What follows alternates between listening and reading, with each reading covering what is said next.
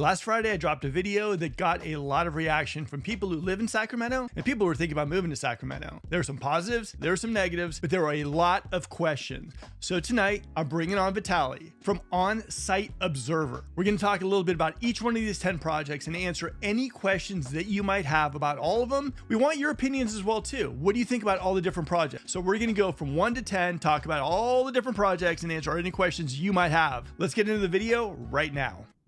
All right, what's up, guys? Mark, I got Vitaly. If you guys have seen him on Instagram, I mean, like, he's blowing up.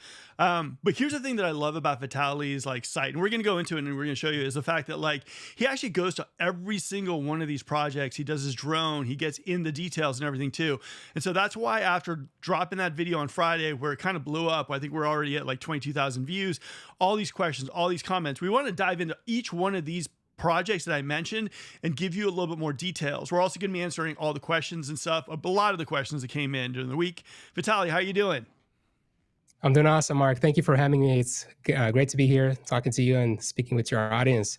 Yeah, we talked off the camera a little bit. You mentioned you got some noise going on, a lot of questions about a good set of developments you actually brought up to people's attention, I'll say. Oh man, it's been nuts. I mean, all the projects. Oh, and by the way, guys, stay tuned because on Friday, Vitaly and I are going to collab and we're going to drop a part 2. A lot of people were asking about Lincoln, Placerville, and all these kind of things, dude. We got 10 other bombshells that are being dropped in the Sacramento Metro, Placer, all that stuff too, like Lincoln, that are just going to blow you away. So stay tuned for Friday at 7 p.m. But this is one of the things I've been waiting to do, have Vitaly. I'm like, you know so much about these projects. So let's do this real quick. Let me advertise first of all, our listings that we got coming up real quick. We got one, here we go. We got Sun River, awesome spot. It's a 3 and 2, 559, 1-story, 3-car garage, guys, 559. It's immaculate. It is absolutely beautiful. Hitting the market on Friday. We're loving it. It's our listing. Nikki's in front of this one. We got another one in Carmichael, custom built home. In an HOA with 0 HOAs. I know, gated community, about 12 houses, and it sits on just shy of an acre in Carmichael, custom home. And that thing's going for just under 1.2. And then we got the other one in Rancho. Michelle's going to be there for the open houses on this one. Take a look. Hello, this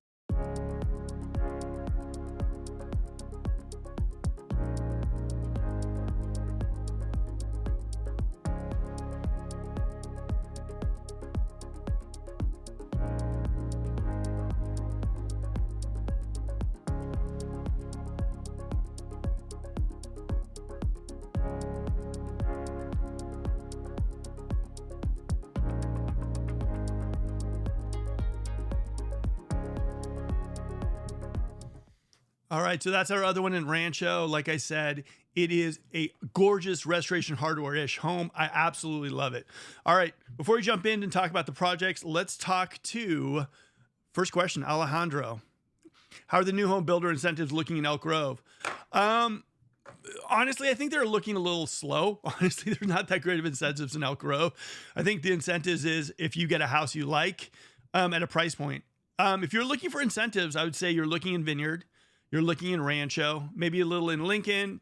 Elk Grove incentives aren't great though. They're okay. They're but not comparatively towards your Rancho or Vineyards. What do you think, Vitaly?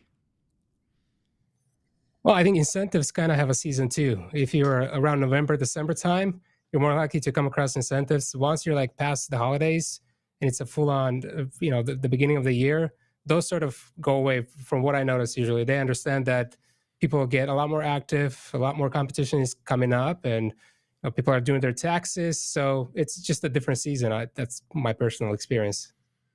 All right, I like it. Okay, so let's jump into the projects. The first one on the docket, the Braden project. This thing has a lot.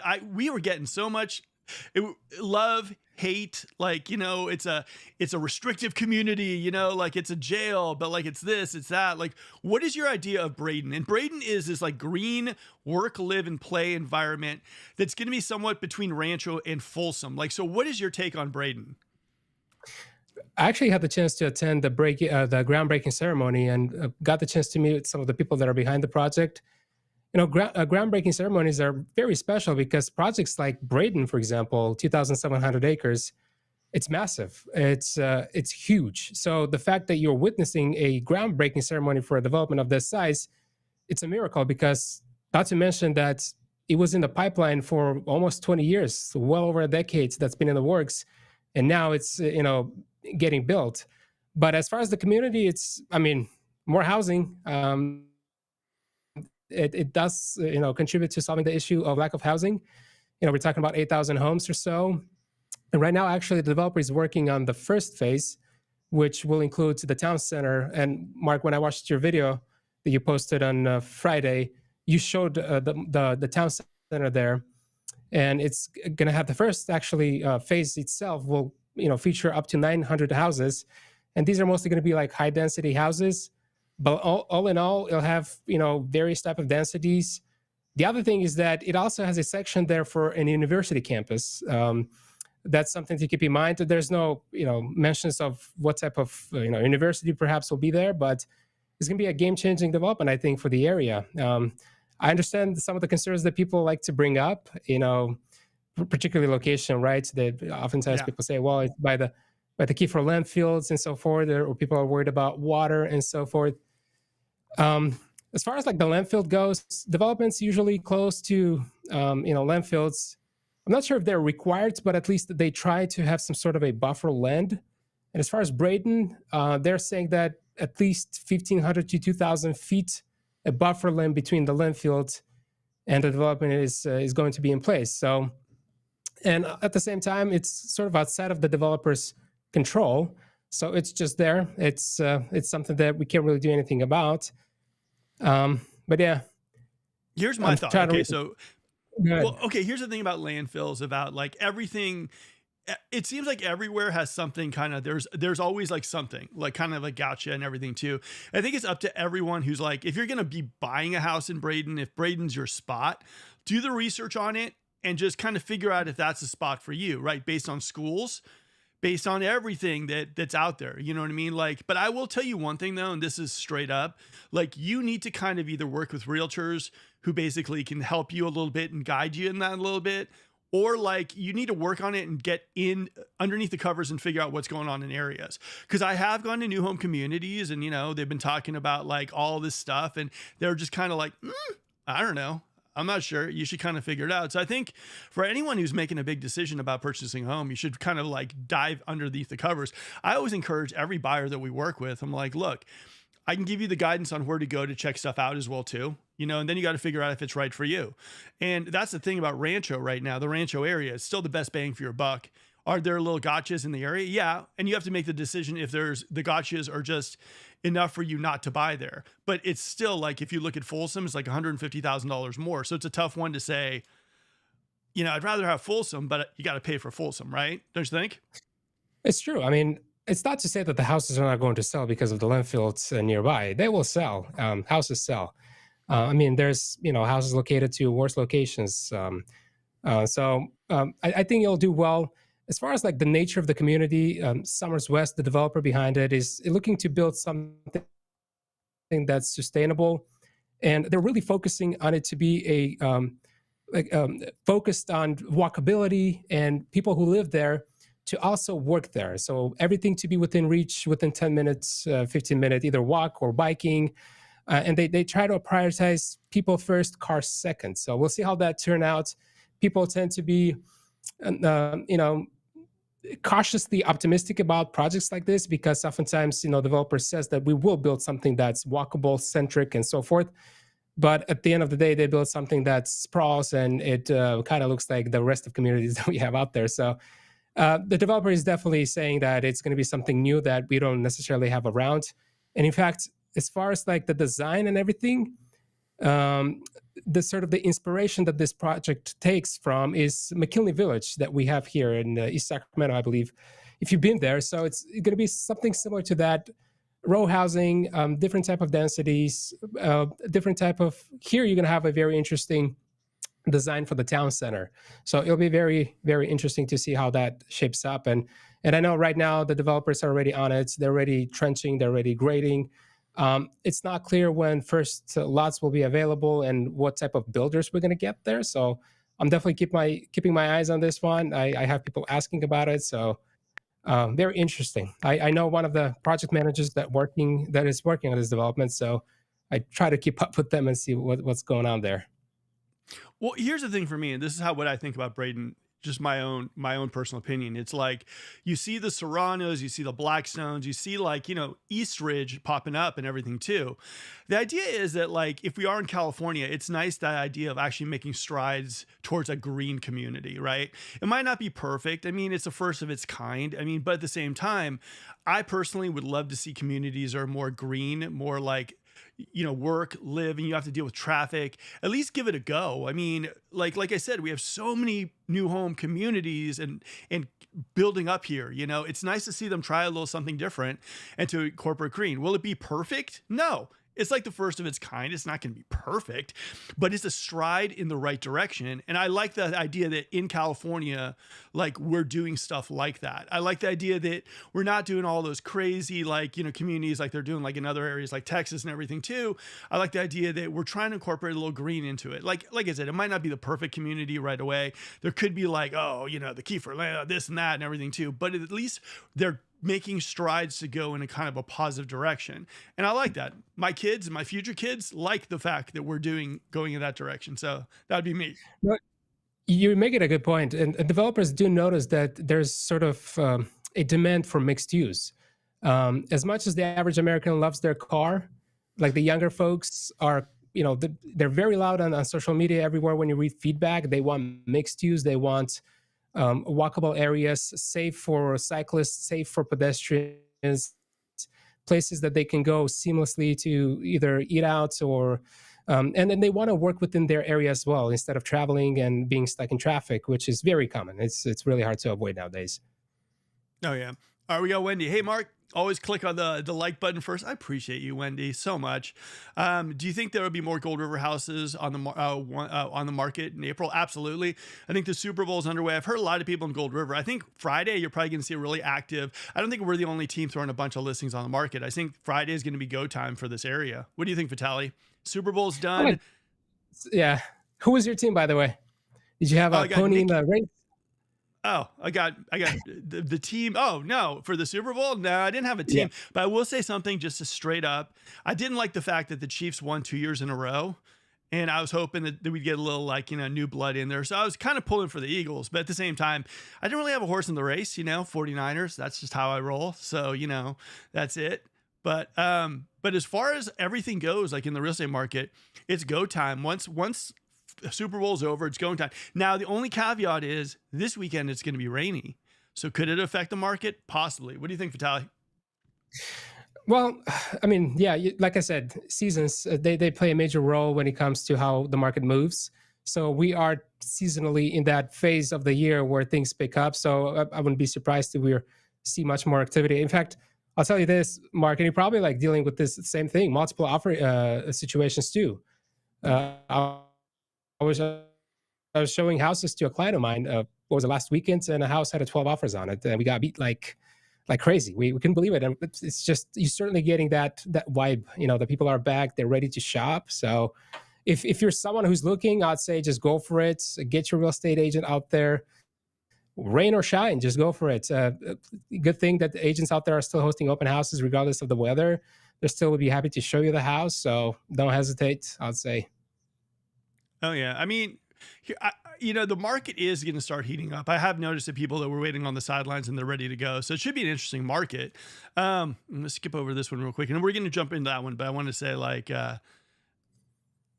Devontae Davis on board and raised in Sacramento, guys. I'm going to tell you something about Sacramento. Sacramento's a little suburbish, and it's a little bit like chill right now too. But like right now, like you're kind of like it's almost like you're waiting for the concert to begin. Man, we got the A's. We got X Games coming.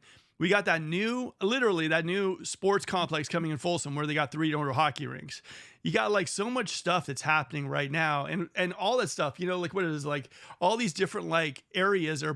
I mean, and like Vitaly and I are going to drop another bombshell tomorrow about the Topgolf Entertainment Center that we're going to drop on Friday. So there's stuff coming your way. So don't be moving out of Sacramento just yet. We got some fun stuff coming for you. I promise. It really depends what you're into. Like if you're into like sports, you're gonna do really well. I gotta say this though, Sacramento lately has been sort of shifting towards entertainment, as far as the development landscape, it's really focusing on work and play. Like a lot of that's the goal of a lot of these mixed use is to introduce some sort of an entertainment angle to it to keep people in and keep people engaged and have them come out of their houses. And but yeah, A's, X Games, the new soccer stadium at the rail yards. Oh man, there's a lot coming up. Sure, it'll take time. Got to be patient. Hopefully, the economy also sort of is in favor, so these developers could move things forward. So stick around for sure. It's going to get fun. Watch says I'm gonna be here for a long time. Well, look, here's the thing. Like, I always tell the story to people too. I was an old school Giants fan. Candlestick, Will Clark, Jack Clark, even go back further. And like, we were horrible. We were horrible with Candlestick, freezing and everything too. And then we started to get really good, and it felt really good because I was on the ground floor. And so I think you're on the ground floor of something amazing. And I think once it pops, you're gonna be like, yeah, Sacramento's my spot. At least that's how I feel, and that's kind of why I'm here. So hopefully. All right, professional cyclist. LOL on the one that Cobblebrook is seriously overpriced. Houses on that street sit for 4 months. New builds are way cheaper on the same street as well. Here's the thing about the new builds, and I'll tell you this too. One is like the finishes in that home. It was a premier build home. I really think are just spectacular. I think the fact is it has an office with these amazing doors and everything too. Now, here's the reason why also for the pricing too. If you look at Cressley Homes, Cressley's about to throw out a couple houses right there. They're smaller square footage. The upgrades aren't even nearly as good. The backyard's okay. And they're going to drop those single stories for around like high 8s, low 9s. So for me, I look at it like the pricing is going to be interesting. But at the same time, here's what I will tell you. For me, that house, I think a single story, I think being close to everything, I think, based on what I'm seeing in that house, I don't think like Cressley is leveled up to that house. I don't think Pulte, K-Hov, I don't think any of the builders level up to this house too. So for you, I would say like, I get it if you're seeing numbers, but I would definitely pop into it and see what I saw. Because when I walked in, I was like, okay, this is a special house. So that's my 2 cents. But like I said, the market's going to show us what the market's going to show us. It's just the way it works. Yeah. Alejandro's the wild winds. Oh yeah, I was freezing. Oh my God, it was so cold at Candlestick. But those were good times too. A lot of tailgating happened, all that stuff. Okay, so let's hit it. We get Braden. Now let's talk a little bit about the light rail. Light rail is great. I mean, I'm thinking that it'd be fun to get this light rail coming out and everything too. What do you think it is about? Are they serious about the light rail? For me, that's one of the things a lot of people were commenting on. They're like, light rail, it's not going to be good. We need to have it more spots. It's not safe. Like, what do you think about the light rail system in Sacramento? Well, like I mentioned earlier, like younger folks tend to, really show interest in mixed use. The other thing that oftentimes is accompanied with their comments when they talk about mixed use or more walkable communities, they also mention public transportation. So as far as light rail and the modernization project that is happening to the light rail in Sacramento, particularly Sacramento Regional Transit, I think it's awesome. I think it's amazing. It's very well needed. It's like the biggest project too for the very first time since its existence, I believe since 1987 or so. And they're looking to modernize the vehicles and the train vehicles and make them more accessible for people with disabilities. So I think it's amazing. We are nowhere near to a point where like public transit is widely accessible. I think we need a lot more work that needs to be done on that, and I hope that we get through it. But oftentimes it comes down to funding too, and funding is a big constraint to projects like this, infrastructure developments like this. So the light rail modernization. Let's learn more. Here's the thing for me. I think one of the things that's funny is I drive a lot of people from Bay Area. People come up and we show them it, and they're like, "There's something weird in Sacramento. We're missing something. And it's like, oh, we're missing the buses. We're missing like that kind of stuff too. Sacramento needs it. I mean, we need definitely some sort of like public transportation here that's reliable, clean, safe. Because eventually, it's our traffic isn't as bad as the Bay Area, but eventually it's going to get to that point. And if we don't put something No. in right now ahead of time, it's going to be like, it's going to get to that point where we're going to be like, remember back in the day when there was no traffic here in Sacramento? That was great. Yeah. And it's going to be sitting on East Bidwell trying to get out of Folsom Ranch going like, oh, this is not fun. So for me, I hope they do. I mean, it would be, I mean, for me, I don't know, like I think it'd be kind of fun. All right. They're We looking had to the question replace. go Go for it. ahead. No, you. Yeah, they're looking. You're the guest. Yeah, they're looking to replace up to 76 train vehicles. So it's because the current ones are totally outdated. All of them, to access them, they have stairs. So I think I believe they have funding for the first 42, and the funding that they got is up to $128 million or so. I'm not sure if that funding includes, it's just for the vehicle trains, or it's also included for modernizing the rail tracks and the stations as well. Not sure, but they're partnering with Siemens, which is widely known in the industry. And Mark, I'm not sure if you have, but I already see them in downtown, the new vehicle trains moving around, and they look pretty cool. Haven't ridden one yet, but we'll do our next video from a train, from one stop to the next. Have some fun. All right, we got Joseph, and this is gonna be a great one for you, Vitaly. Any update on the Roseville Commons by the fountains and the 65 to 99 connection? I actually did a video about it a while ago. It got a lot of, attention. People got excited about it, but it was just in a pre-application at the time. Last time I checked in to do a video update on it, I think the developer submitted a scaled down application. Haven't had the chance to read it. Wasn't able to find it on the county websites or anything like that. But I just read an article that there's a pending pre-application that's a scaled down version of what they originally proposed in Roseville. So there has been any updates on it. Nothing really to report there. Certainly would be an exciting one. And by the way, I believe that one is on top of a landfill.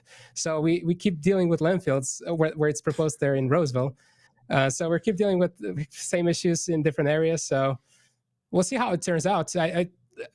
Projects like this, developments of this nature, are heavily dependent on economic, landscape, what the interest rates are doing, and so I think it'll be interesting to see. There again hasn't been much progress on it for sure, but it was an exciting one. The comments were definitely very interesting to read.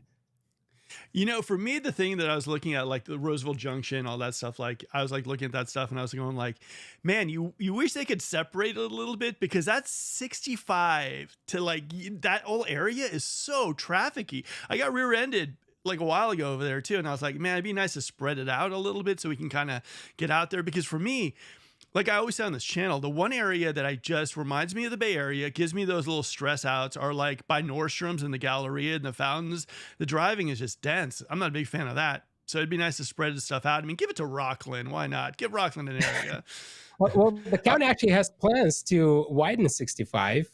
But again, funding is a big issue with that, and especially with the Measure B, if I'm not mistaken, that was going to impose a half-cent tax for 30 years to people that live in Lincoln, Roseville, and Rockland, and help generate, I think it was like $30 million a year or so to help fund these road improvement projects. And widening 65 was one of them.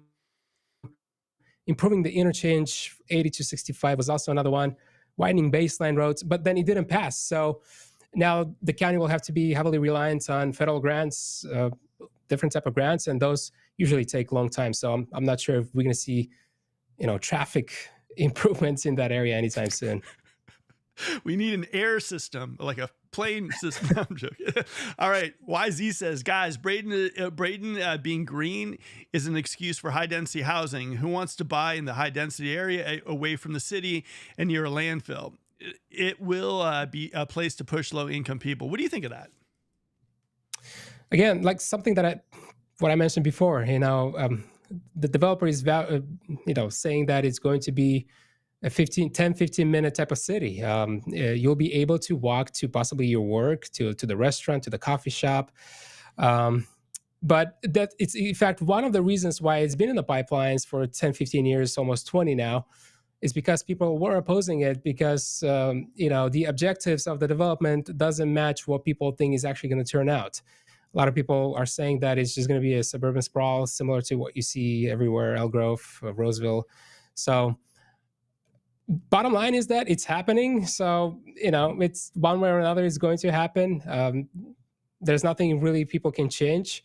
I think the time for that is long gone. Developments of this nature usually have a phase when they have, they present it to the public can come out and, voice their concerns, and then the city council takes notes and then sort of urges the developer to mitigate those concerns. And that's how they try to, usually the process of shaping the community. But given that it's already in the development stage, that's just what we're going to get.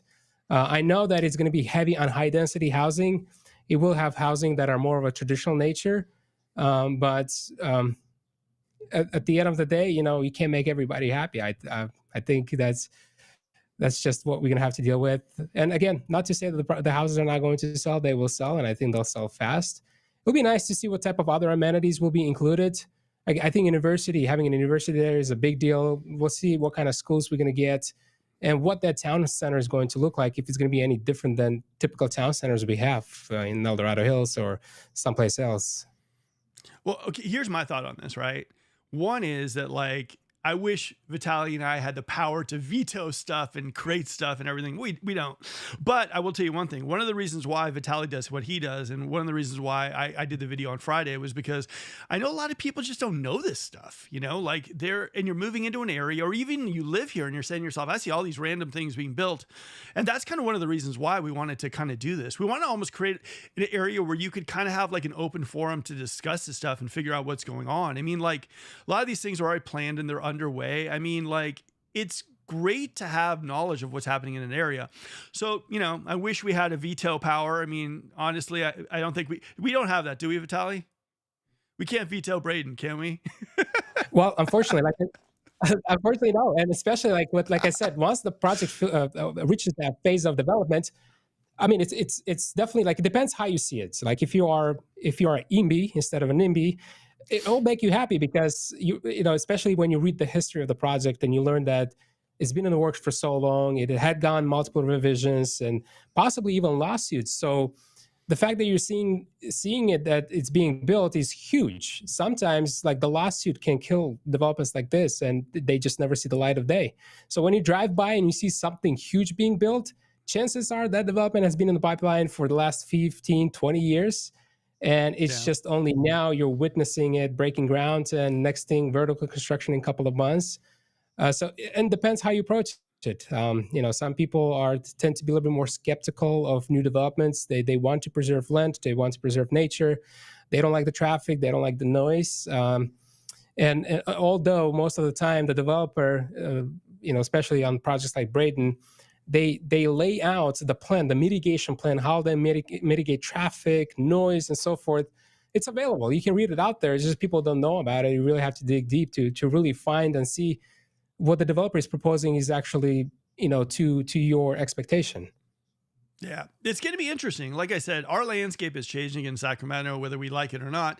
The idea right now is just kind of be aware of what's happening. So there are no surprises happening that you're like, oh my God, like Folsom Ranch, there's like a building being built every day. It's just nuts out there.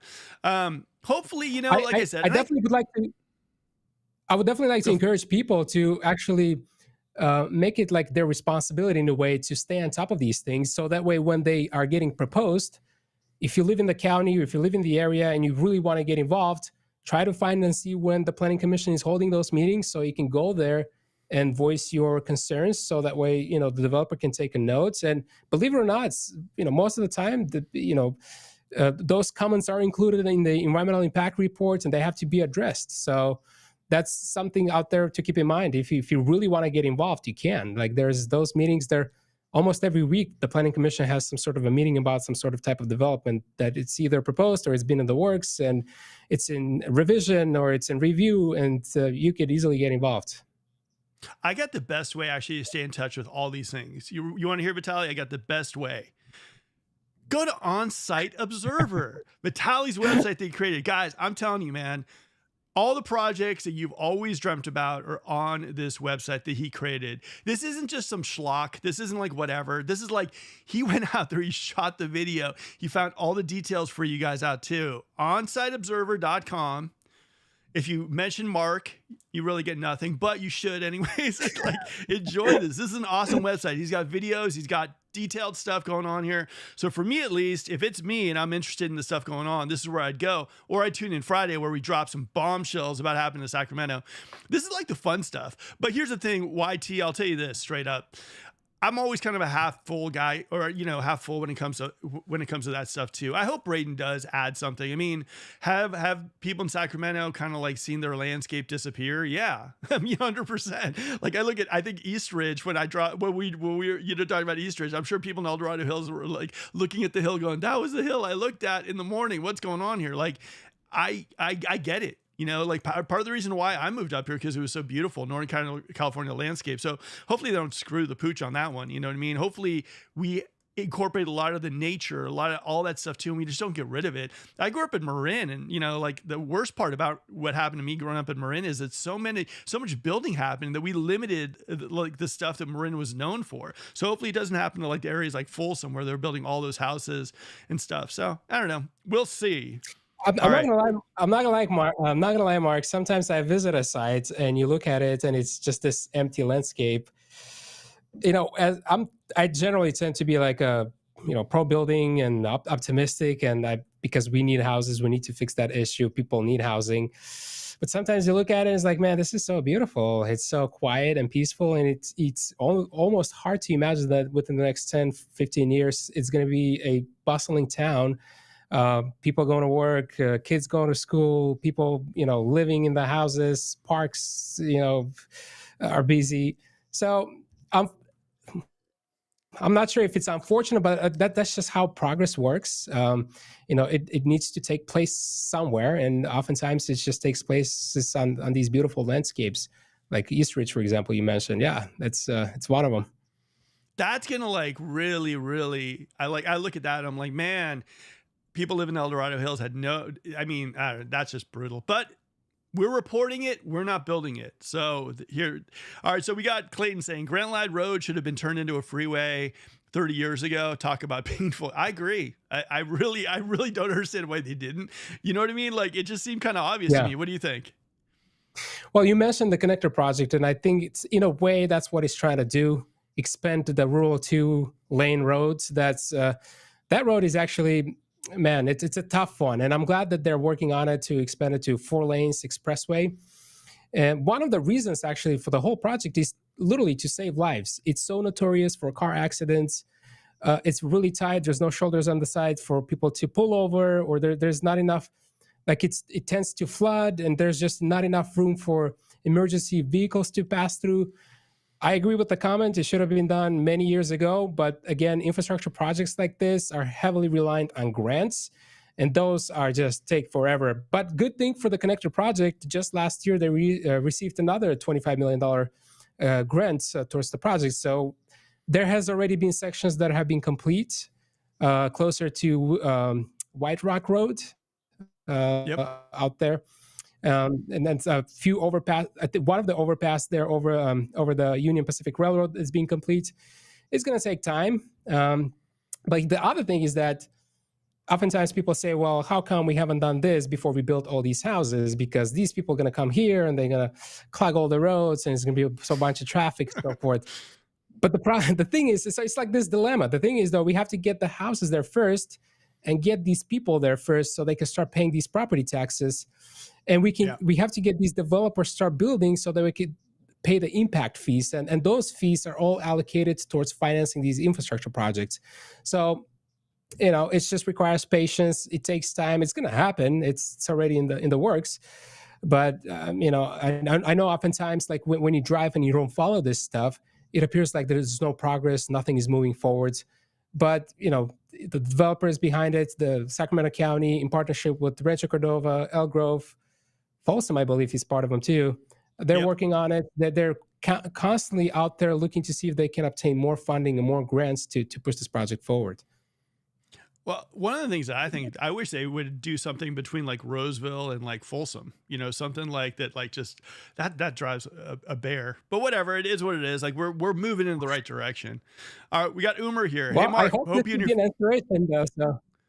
I mean, we got to pull it all together too. I mean, this area is growing. I just think it was funny. I always joke with people. I'm like, I think people thought Sacramento was going to stay like a three people in the living here forever. I mean, it was just not designed correctly as far as like roadways, as far as infrastructure goes. Like a lot of people are always like looking at Elk Grove and like, I'm like, Elk Grove was kind of built almost like exactly, they knew that there would be massive growth there. And so if you look at the foundation, the roads Yeah. and everything too, pretty streamlined. I wish majority of Sacramento was going to like that. It'd be traffic would be even, yeah, it'd be a lot better. Okay, Umer, we got to go golfing, my friend. Hey, Mark, hope you and your family are well. Hope you guys are too. We got to get lunch or something too. Any updates on Placer One, Placer Ranch, and the economic boom it could bring? Oh man, I'm gonna let Vitaly take this one. I'm gonna go grab a cup of coffee, do a lap or something. Everything too. Go hit it, Vitaly. He loves this stuff. Go. Well, the Placer one is amazing. Last time I was there, they were working on the infrastructure phase, but there's already been reports out there that JMC's been buying lots. So developers are already purchasing lots. We're most likely going to see vertical construction this year. You're probably going to be able to tour some model homes this year. That's the plan at least. But that development is huge. It's over 2,000 acres. It's going to have 5,600 houses. And it's all going to be centered about this 300-acre campus, satellite campus for Sacramento State, in partnership, by the way, with Sierra College. So Sierra College is involved as well. Those who are actually attending Sierra College, it'll be so much easier for them. Once, of course, the campus is built out, it'll be so much easier for them to transfer to the university. And I believe last time I checked, the universities, and I think there's a plan for it to break grounds by 2027 or so. It's going to take many years to really have it a full build out and to come to fruition. But once it's built, it's going to be a home to, at least that's the goal, to 18 to 20,000 students. So you can have a lot of young people there. That's going to be by the way, massive economic drive, because when you get young people in the area, they're the ones that go out, they're the ones that spend money. So it's good for the economy, it's good for local businesses. But they want to start with the residential first. And like I said, JMC there's another developer, I can't really remember right now, but there's another developer that also purchased lots there. And we most likely going to see vertical construction this year. You're probably going to be able to tour, like I said, model homes. Taylor Builders is the master developer for the area, so they'd be working hard on that one. And it's just crazy how fast it's happening too. Once the developer breaks ground, I was just there maybe 3 or 4 months ago, and I looked at the footage, and then I passed by too, and I'm like, man, there's so much already. You can already start see the shape of how the community is going to be and where these houses are going to be. So it's in the works. It's no more. It's not in doubt. It's not like one of those is going to happen or not. So it's great. But the thing is about Placer One is that it's part of even of a larger proposition there for for the area, Sunset Area Plan. I'm not sure if people heard about it, but it's about 4,000 acres that the Placer County wants to develop into like innovation, residential, of course. And the Placer One is sort of like the first phase of this huge development that eventually will take place. It's, of course, going to take many years. It's not going to happen overnight. But Placer County, in a way, is using Sunset Area Plan, or is betting on the Sunset Area Plan that it will become an important economic driver for the county, and it will actually put the county on a very competitive level among Sacramento region, because Sacramento region right now is still the largest employer. So that area, like if you look at Thunder Valley there, and that whole empty area eventually will be all built out, and there's going to be an innovation district that's going to have warehouses, research and development, all type of things. So again, not going to happen overnight. It will take time, but I'm glad that Placer One is already taking place. It's happening. I think there's going to be like 7 villages. There's going to be a senior community. There's going to be also a town center that's more towards, it's going to have high density housing, more towards for students and faculty. So it'll happen in phases, but we got to get people living there, start paying taxes. Unfortunately, maybe Mello-Rooses, people hate them, but just so that we can start regenerating that money for infrastructure and sort of advancing the project forward. Very cool. Very cool. Also, tomorrow, I mean, on Friday, when we drop the video, we're going to do some updates also on the Roseville Parkway extension that's going to alleviate some more of your traffic. And we're going to talk about Placer Parkway as well, too. So infrastructure is coming in, guys. It's going to be a great video on Friday. And I'm super stoked that Vitali's doing it with me as well. It's going to be fun. Umer, we got to get lunch, my friend. All right. We got Clayton. Highway 50 and 80 is horrific. You cannot live in El Dorado Hills if you work downtown Sacramento. You know, honestly, I got to go with you on that. One of the reasons why for me, I was looking at El Dorado Hills. The reason why I chose Gold River was because it was central. I kind of knew that all this building, all that stuff. I think also, honestly, like with all those homes in Folsom, like there's traffic. I mean, right there. I mean, I see a couple of people were like, oh, we were in our hotel room and we saw East Bidwell traffic in the morning. It did not look great. So I think, you know, Well, we're putting a lot of homes, man. We got a lot of homes going in there. You know what I mean? a I while don't ago, I know. actually did a video on the Folsom Ranch, and man, the comments were brutal. Like literally, the one of the biggest concern was traffic. People were just not happy about the influx of all these people coming in and the infrastructure lagging behind these, houses being developed. But unfortunately, that's just sort of the time how things are lined up. Houses are being built, developers are paying impact fees. Those impact fees are redirected towards improving the infrastructure, improving the roads. So it usually follows up. It just takes time, and people, I'm not so happy about it. It's being patient about it, and that's just how it is. Yeah. I mean, Folsom Ranch is an interesting one. That's like such a touchy subject as far as everything goes. All right, YZ says, I agree. I've seen those Crestley sell like hotcakes. Build quality matters. Yeah. For me, in that area in Rancho, the two builders that, in my opinion, are just building rockstar homes were like Crestley and Premier. And like the house we got going is gonna just jump into it. I'm just gonna say that it's pretty amazing. All right, we got Clayton who says you have to buy an Archer or a Job eVTOL to live in the greater Sacramento area. Population exceeded engineering road systems 100%. I think we exceeded road systems maybe like 15 years ago. It's growing. We're growing. We're booming. All right. So That's we got one of the Ransoms. objectives for the connector project. The developer is saying that the road there, the country rural road, was built for just very few people that were in the area at the time. But now with Braden, one of them, by the way, and then you have Rio del Oro there, which is a huge one too. You're going to have a lot of people, and these people, they need to go places. They got to go to work. They got to drop off the kids to school, and I think that's a good one. It's happening. So progress takes time. This is just how it is. All right, Ransom, you're gone. Buenos noches. He want one last question. Is Sacramento a buyer's market yet? No. I'll let you guys know what it is. I promise you this. Yeah. All right. So we got video guy Matt. Folsom Ranch is being bought up nearly 50% by investors who immediately put the homes for rent at $1,000 a month negative cash flow. I'll tell you one thing right now with Folsom Ranch, it's hard to cash flow. It just is. I mean, the only community that I see popping up in Folsom Ranch.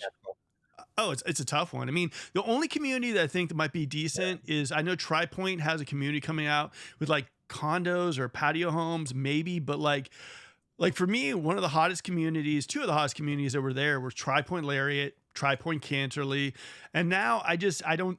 Yeah, it's a hard one. A lot of people are pivoting now to maybe like a Rancho or something too. It's a tough one too. I don't know. What do you think? Yeah, given what the economy is today, where the rates are, is just, I think everywhere you look at is just hard to cash flow. I think I spoke with an investor previously, and he'll be happy to break even. In some case, he's negative cash flow, but just because he has hopes that everything will straighten out, rates will get better, and eventually he will sort of tip the scale to the other side. He's just eating it up right now, but you can't guarantee if things will change anytime soon. But given what the rates are, it's just developers across the board. It's really hard to make it worthwhile. Some of them are just simply, like I said, holding in hopes that it will straighten out. They'll be able to either refinance or buy something else that will supplement for the losses they're having on this one. And they're just trying to be creative. At the end of the day, especially the folks that are doing this full time, they have to stay busy one way or another. So they're trying to be creative. They're trying their best. We'll just have to see how the interest rate will unfold. That's the biggest factor, I'd say. For me, honestly, if I'm an investor, like you're getting 2% back max. As far, it doesn't make, new homes don't make sense with Melrose. They just don't. Like for me, a lot of investors I talk to, we talk to them a little bit and we're like, go to Rosemont, go to La Rive, get something at like 430. You know, it might not look as pretty as some of the new homes, but you got no Melrose, you got no HOA, and they're close to Sacramento State, a shot down to downtown as well too, or areas like Natomas, even though you got flood over there. Or like with A's coming in, you got all those areas like Oak Park, Tahoe Park. Right now, if I was an investor, unless I'm going in cash, I don't know. I don't know. I don't think it's worth. I would pivot towards resale for investors. What do you think? I haven't heard of investors really be that present in new builds. That's something new to me, honestly, to hear that they're purchasing new builds and renting them out. I've heard where developers built from ground up rental communities, single family homes. I heard of those. But most of the time, if you see like large investors, they're usually in the multifamily type of communities, type of properties that they somewhat do better. Most of the time, average investor, you would talk on the phone with Mark and me, probably they're looking for something in a, in desirable neighborhood, but right there, 400, 450, and see if they can improve it, doing minimal, and then turning it around and selling it or renting it out. So that would be like most like case scenario I would see as far as like hearing investors getting into new builds and rent them out. Have not Yeah, I really come mean, across situations like that with my I, practice. I think here's the thing. I think it's attractive to have a new home as far as like no problems and everything too. But for me, I mean, like, we work with we have one guy we brought on too, Corey, who's a rock star when it comes to calculations, all that stuff too. And he's worked with some people that are first looking at new homes, then we look at resale. And he's put actually a couple people into commercial properties as well too, and multi-units. But here's the thing for us though, you have to make it pencil somehow. If it doesn't pencil, then even if you're sitting on, because like, big investors like Dave Ramsey are like, it's all about the depreciation. It's not about the rent. But when you're starting off in this, you kind of want to have something that cash flows, or at least something that you're not freaking out about.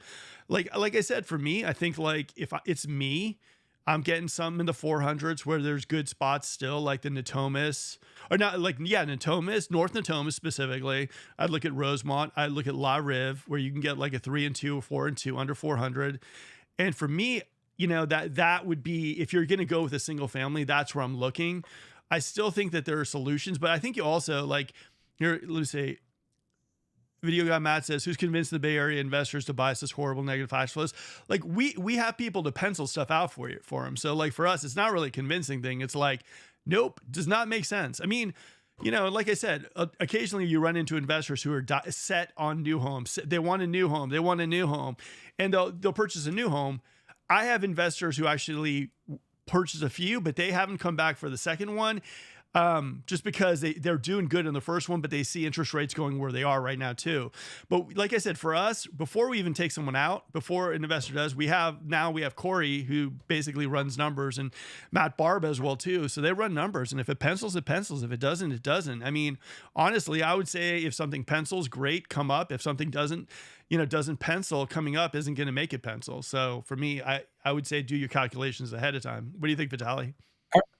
I think like there has to be some sort of a sweet incentive from the builder to really make it work. Otherwise, if it's just the builder is not budging and they're set on what they're looking to sell it for, I think it would be really hard to make it work. I don't know. You typically, like I said, it would be something that's already been built. It's 1970s, 1980s, somewhere in Carmichael, maybe it's Citrus Heights area, and they're picking it up and they're getting a good facelift on it, and then either like it's renting it out or selling it.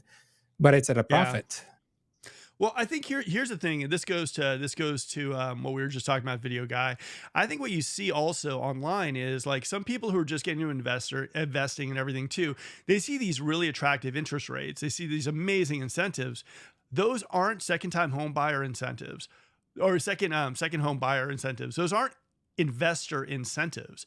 The incentives for investors and the rates for investors are way different. So I think a lot of people were like, oh, we saw Beazer is offering 3.99. They're not, but you know what I mean?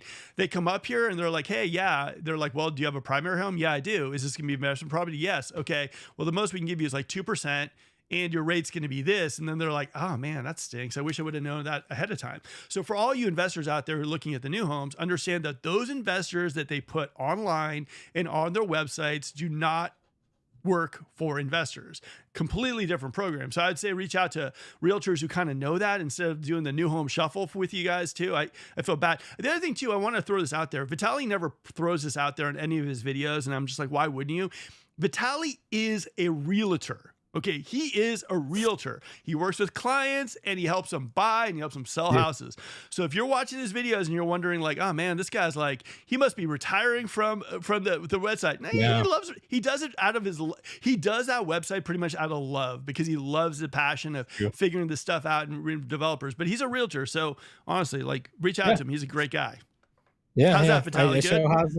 Show houses on the weekends for the most part, and have people and clients in the pipeline. So try to keep them, give them attention to, and really serve them well. So, all right, we got JC. I grew up at class of 05. Natomas Station in the house. Listen, I'm going to tell you something, JC. You got some amazing stuff coming in Natomas. It's almost like a lot of people have been telling me, oh man, where's this appreciation in Natomas? Guys, wait for it. Innovation Center. You got what, Top Golf coming, their like entertainment center. You got some great stuff coming to you. What do you think of Natomas? Hit me with, Natomas, you got to smile when you talk Natomas in the future, right? I mean, I do. I first of all, I love that area, like the 95835, 834, man, 833. A lot of exciting stuff is coming up there. I know you guys have been asking for Trader Joe's for many years now. I hope you guys get it. You guys just got Costco not long ago. But people are just hungry for Trader Joe's. I recently did a video about a mixed-use type of plaza that's going to shape up there at the corner of Truxell Road and Del Paso Road. By the way, right adjacent to Innovation Park Project where the Arc Arena used to be. It's like 18 acres. Buzz Oates is proposing 140 housing units, but I think it was like 90,000 something square feet of commercial space. And it's going to have like a larger ones, anchor tenants. And the comments for the most part, like, I want Trader Joe's. That's what people were saying. I want Trader Joe's there. And so hopefully you guys get it. But there's a lot of exciting stuff happening. And again, they're massive sized projects. They take many years. But make no mistakes, developers behind the scenes are pushing these through. They're trying to make it work, assess it properly, given what the economy nowadays is. And they're trying to be very, very, hard at work, and they're hoping that the public is, patient with everything. I know oftentimes it just sounds like a bunch of empty promises, but like I said, if you see something breaking ground, you just really got to appreciate it, because chances that the developer went through hell to get that thing, to come to fruition. But the biggest thing there is the 183. I think we'll talk more about it. The Innovation Park. The 183-acre redevelopment, in a way, project right in the heart of North Natomas there. It's going to be exciting. So, yeah, we'll definitely talk more about it today. I like the proposed bridge between Natomas and Sacramento. I like that. That one is, yes, it's going to sort of provide a parallel route to I-5. It's going to be really cool, and it's, like public transit will go through it as well. But again, I think it won't break ground. Last time I looked at the timeline, it was like 2030 something. So it's exciting to read about it and learn about it. I just really, and the county's working on it. They just had recently a meeting where the public, they were trying to gather input from the public as far as the design and everything. And those meetings are still ongoing. I think few are still scheduled in coming soon, but it's going to take a while until it breaks ground, just because it's just heavily reliant on funding. And like I said, most of the time the funding comes for federal grants, local counties as well. So, and those are just not as easy to secure. It takes time. Well, the other thing too is like no one really knows about any of these projects until they happen. Then they're like, hey, there's a bridge there. But you know what? It's going to connect.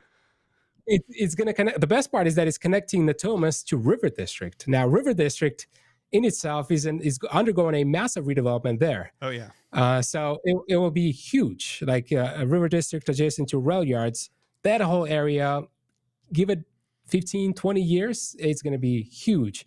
And I'm glad that Sacramento city of Sacramento particularly is going in that direction, picking up these old industrial areas, industrial zones that are right along the river. By the way, these are waterfront properties. They shouldn't be industrial. They should be like nice mixed use communities. Anywhere you go, waterfront properties are just way more expensive than just traditional properties. And we have those areas. It's just that they have been used as industrial zones for many, many years. But now, as everything has been changing, we're finally witnessing that transformation happening, including the Bridge District too, which we're going to be talking about tomorrow. We're finally seeing that, like, Bridge District is a good example of what city of Sacramento is trying to do with the rail yards and the river district there, along the Sacramento River. We got some good stuff coming on Friday's video, guys. Delta Shores, Aggie Square. We got some. We're tuning Friday for that stuff. All right, we got video guys saying occupancy Friday is becoming more regular. It totally is. I tell you straight up, if we work with investors, we're like, don't do it. Don't do it. I wouldn't roll the dice on that. Going in there and saying it's going to be your primary, and then all of a sudden, like, just not good for me. That's too much of a gamble for me. What do you think? As far as like buying it as a primary and then turning around and renting it out, is that the question? Yep. Man, I would advise against that. I would say at least try to live in the property for a year. I heard from a lender saying that when let's say something happens and you get audited by your lender, and if they see that you actually have the intentions of living in the property, which, at least a year, then you might be able to get away. Typically, like, you would want to be there at least for 2 years. And then, they understand that life happens, things change, people move around. Maybe you're not in the area anymore and you can't live there anymore. So, and you don't want to sell it, so you want to rent it out. But you want to show the lender that you at least had some sort of intention to be there. But if you're like going to buy it and then within a month or two, or like right away rent it out, I heard that it could get really nasty to the point where the lender can demand for you to pay out the full loan, full amount. So I wouldn't mess with that. And honestly, if your realtor advises you, that's not a good realtor. They're not doing you a service. Okay. I want to see another buyer's market like it was in 2008, 2013, El Dorado Hills again. I do too. Here's the thing for me, and you guys, honestly, like, buyers have been kicked in the teeth a while. I mean, you guys have been waiting for a buyer's market for a while. A lot of you guys were on the sidelines last year because everyone was saying rates would go down to 5s. I'm with you. Like, I hopefully the buyers get a little bit of a break this year, but I will say the buyers are restless and now they're out and about and it's getting busy, man. All right. I work downtown. The idea of commuting to Roseville or Folsom makes me queasy. The overall inventory and prices make me want to keep my 3% interest rates and rebuild in Franklin Boulevard area. I get it. We got a lot of 2.75ers, 3%ers that are like, it's just not worth the hassle. What do you think of that, Vitaly? Oh, I mean, if you're sitting on something below 3%, chances of seeing that rate again is unlikely to happen anytime soon. Might not even happen in our lifetime, unless something crazy happens to where, like, shatters the economy, and not just like a nationwide, but global, something like a global event that's just the whole world gets affected. But if you have to feel very special. If you're holding something below 3, you are in a very good position. I totally understand if you don't want to sell it. I get it. Maybe keep it and buy something else alongside what you have and rent it out. You have the room for margins. Unlike the investors nowadays, they're choked by the high interest rate. There's no room for them to squeeze in a margin out of that renter, but you have it. So you have options. That's like the best position to be in. You have those options. You can hold it, buy something in parallel. And if you really want to move out and upgrade or play with the equity. So, depending on when you bought it, if you're holding 3%, you probably bought it 2020, 2021. You most likely have equity. See if you could perhaps pull it out, move it around, use it as a down payment for an upgrade property. You have options. Best position to be in. Unlike today's buyer, they're really tied. Not to mention insurance. So it's hard. Well, I mean, also the idea, if you work downtown, I know the idea of like a Folsom or Roseville is really attractive. I like West Sacramento. I love that area. If it was me, that'd be an area I'd be looking at. I love the idea that they're building all sorts of stuff. The bridge. I like West Sacramento. I think, like I said, like for stuff for growth, A's are coming in. Like, I love the areas near downtown for everything that's happening down there too. So for me, you might just benefit. You might all of a sudden just see pop in your appreciation because of the stuff happening downtown. So I don't know. I think you're in a good position. Like I said, West Sacramento is my dark horse pick of this year and next year. And after this year, I'm sure it won't be a dark horse pick next year. What do you think of West Sac? I love the Southport area there. There's a lot of activity happening. There's actually three big developments that are proposed there: Liberty, Yarborough, forget the third one, but they are in the works of getting entitlements, getting approved. Yarborough is going through some hard times because there's a resident there that doesn't like that development, and it's been getting involved, the developer, into a lawsuit. So it's been going back and forth. But if it was to happen, you're going to see thousands of new houses. It's going to be similar to what you see in Elk Grove, Roseville, sort of a suburban type of feel. Bridge District, on the other hand, is completely different. It's totally the opposite of those other developments, but you have options. So it's definitely ripe for huge growth, and it's going to be taking place. It's going to be happening. It's going to be fun, guys. Sacramento. Woo! I love our area. I love, love, love. Okay. So based on what you guys shared, Whitney Ranch looks like it's going to benefit a lot from the proximity to the Sunset Area plan. Thanks, guys, for the wonderful content as well. Umer, we're playing golf. I'm treating you to Korean barbecue, which is one of my favorite things I do. What do you think of that? Would you agree with that? I agree with that. It's right there, not too far from the Sunset Area plan. And again, I'm not saying that's something that it will happen over time, overnight. It will take time. But the fact that you're seeing Placer One sort of making that first step, and it's 2,200 acres, I believe it was. It's huge. And bringing 5,600 houses there in the area, it's going to be massive. And those people will eventually say, I want to work where I live. And then the people behind the innovation park, the innovation district, last time I checked, Buzz Oates, the company's involved, and I think they are the ones spearheading the innovation district, building the warehouses and the facilities for manufacturing, for research and development. But the area eventually going to have to start creating jobs for the people they're going to be living in that area. So Whitney Ranch, you name it, West Roseville, they're going to do all really good. Again, will take time though. Oh yeah. Like I said, like you got Folsom Ranch because it's close to Folsom, like where all this stuff is. Like West Roseville, those areas are going to take time, but they're going to fill in. Guys, like we're in such a good spot. It's almost like all the areas are just developing and growing. It's pretty amazing to see. I mean, like one of the things for me, and I think for you probably is the same thing, is like, it's not just one spot on the map developing. It's like project here, project there, project here, project there. It's like a board of risk, right? You're fortifying things and things are happening. They're happening like all over the place. So for me, at least I look at that and I just go, that's exciting. I spoke with a developer from Davis, and I was trying to do research on a project out there. And I was trying to see, get an update for this development that's been in the works for many years now. And I talked to the developer, and I'm asking, can you provide me an update? I read somewhere you guys were trying to break ground at the end of 2024, and it was at the end of 2024. So I'm here trying to see, is that still happening? They're like, oh man, that's not happening. And it's highly unlikely that it'll happen in 2025.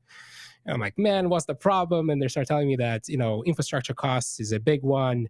Building costs is another one. Access to capital, high rates is another one. So there's many factors that are, contributing to huge delays.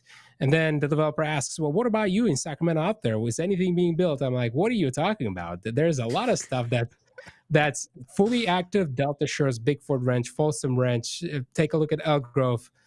And I'm very impressed. I got to give it to the developers taking up on the risk, making it work.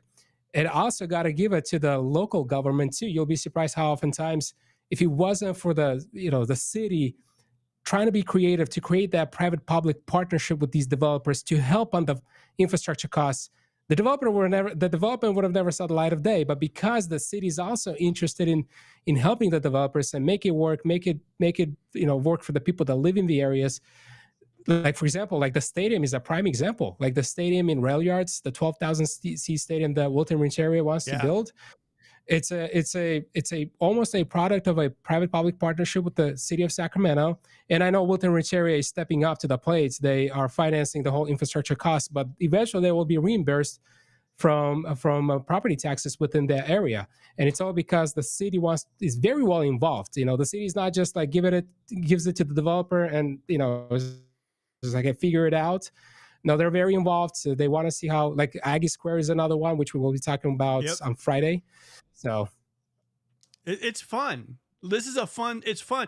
Like, how can I say it? In a lot of spaces, like in a lot of areas, for you, it would be just like, you wouldn't have that much. You wouldn't have created a website because honestly, or like you wouldn't have done this stuff because it's like here, it's like kid in a candy store. You're like, what? What are they building over well, here? Like UC Davis Medical Campus over there. You got this over here. You got East Ridge Village. You got all this stuff happening in Lincoln.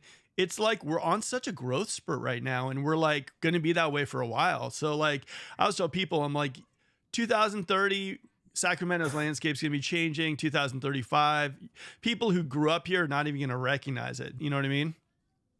at the time when I started, like, actually falling in love covering local developments and construction updates, I would always tell my brother, who was working alongside me at the time, I would say, man, it's a matter of time we run out of developments to cover and we'll have to go back to talk about houses or something else or just get creative.